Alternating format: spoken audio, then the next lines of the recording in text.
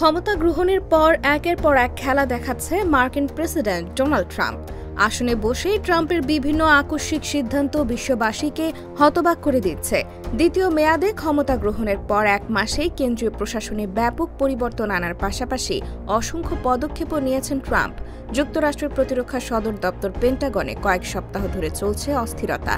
এমতাবস্থায় শুক্রবার দেশটির শীর্ষ সামরিক কর্মকর্তাকে বরখাস্ত করেছেন ট্রাম্প। যুক্তরাষ্ট্রের সশস্ত্র বাহিনীর প্রধান chairman of joint chief of staff general Charles Q ব্রাউনকে বরখাস্ত করেছেন ট্রাম্প। এখন ব্রাউনের স্থলাভিষিক্ত হতে যাচ্ছেন বিমান বাহিনীর ৩ তারকা বিশিষ্ট অবসরপ্রাপ্ত জেনারেল ড্যান কেইন। একই দিনে নৌবাহিনীর প্রধান অ্যাডমিরাল লিসা ফ্রাঙ্কচেট্টি ও বিমান বাহিনীর উপপ্রধান জেনারেল জেমস লিফকে বরখাস্তের ঘোষণা দিয়েছেন মার্কিন প্রতিরক্ষা মন্ত্রী পিটার হেগসেথ।